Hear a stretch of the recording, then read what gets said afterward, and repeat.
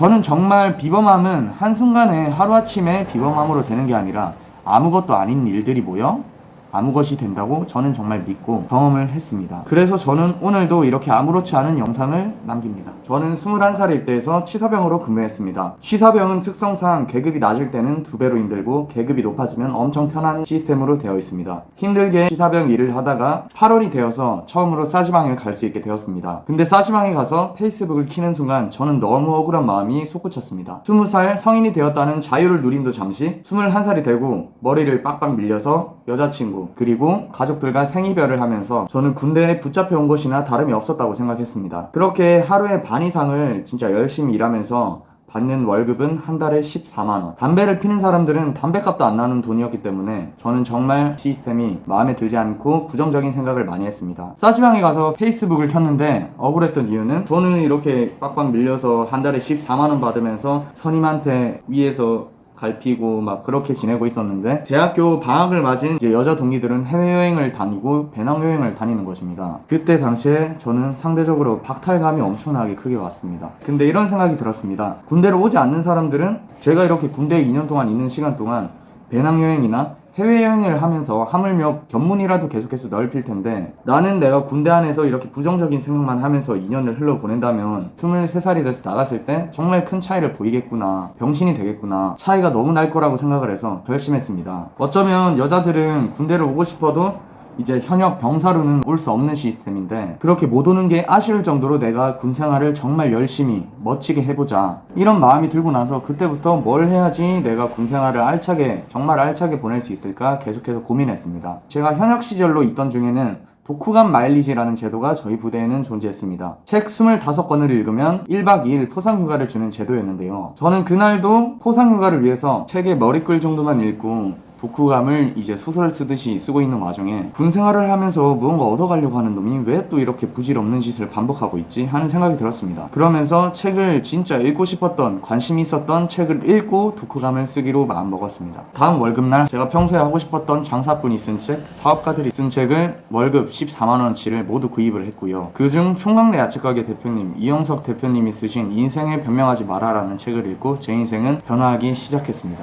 그 책에는 앞전 영상에도 간략하게 말씀드렸었는데 마음에 드는 감명 깊게 읽은 책이 있으면 꼭 그 작가를 만나봐라 라는 내용이 있었고요. 보통 그렇게 높은 사람들이 나를 만나줄 이유가 없기 때문에 보통 시도도 안 하고 포기한다고 책에 나와 있었는데 근데 만나줄지 안 만나줄지는 그분이 선택을 하는 것이고 나는 그냥 내 진심을 담은 메일이나 쪽지만 보내고 답장 기다리는 게 제 할 일의 끝입니다. 근데 일반 사람들은 시도도 하지 않고 포기를 한다. 그 말을 강조하셨었습니다. 그래서 그 대목을 읽고 이거다 해서 제가 만나고 싶은 작가님들한테 메일을 계속해서 보내기 시작했습니다. 만나주신다고 할 때까지. 회사로 작은 선물을 보내드리기도 했고요.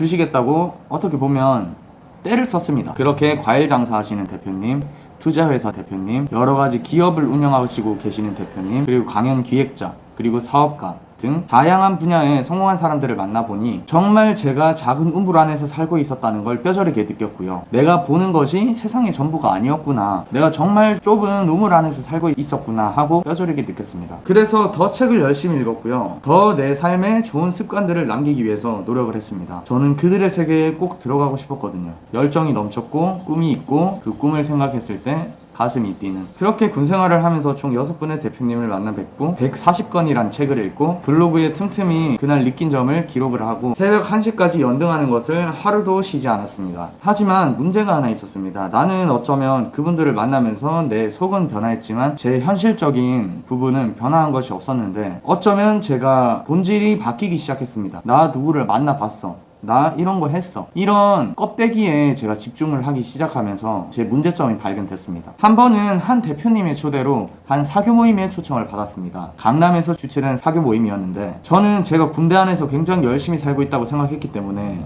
스스로에게 자신이 있었습니다. 하지만 그곳에 가서 한 번 더 터닝 포인트를 만나게 됩니다. 모임에 참가해서 대단한 사람들을 많이 만났습니다. 연매출 40억 족발집 사장님, 파워팰리스 공인중개사, 월간지 대표님, 그 당시 잘 나가는 드라마의 최연소 PD, 공중파 리포터, 아나운서, 월간지 대, 하버드대, 콜롬비아대 등등 평소 보기 힘든 사람들이 많이 모여 있더라고요. 그렇게 원으로 둘러앉아서 자기소개를 한 명 한 명 하는데, 그때 제 순서가 왔는데 저는 제 이름 석자 소개하기가 그렇게 쪽팔리는 일인지 그때 느꼈습니다. 사실 남과 비교하는 삶은 절대 행복하게 살 수 없지만, 그때 당시 제가 정말로 부끄러웠던 거는, 이런 제 이름 석자도 이런 자리에서 소개하기 부끄러워하는 사람이 스스로가 잘난 줄 알고 있었다는 점에서 저는 정말 화가 나고 부끄러웠습니다. 제 스스로한테 화가 난 거죠. 그래서 그 일을 통해서 저는 자만을 하지 않으려고 노력하고 있고, 끊임없이 계속해서 성장을 멈추지 않고 성장해 나가려고 노력하고 있습니다. 지금도. 제가 변화하게 된 계기를 한번 살펴보면, 맨 첫 번째, 그 이영석 대표님의 책에 나와 있던 그 작가를 만나봐라, 그런 글귀를 보고 제가 시도를 하면서 이게 과연 될까? 그런 의심이 있으면서 계속해서 시도를 했는데, 이게 되네 하고 확신으로 바뀌는 순간 그 성취감에 저는 계속해서 중독이 됐던 것 같고요. 그리고 그렇게 그분들을 만나면서 제가 계속해서 더 큰 세상, 더 넓은 세상, 제가 모르던 세상, 우물 밖을 보면서 제가 지금도 끊임없이 우물 안에 갇혀있진 않은지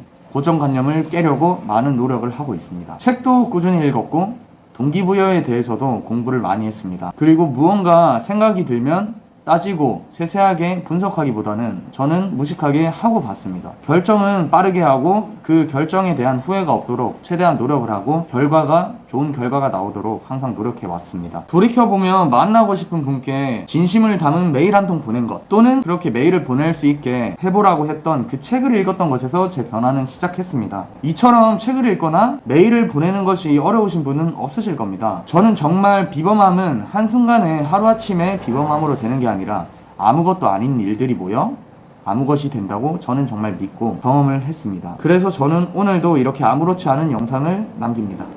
감사합니다.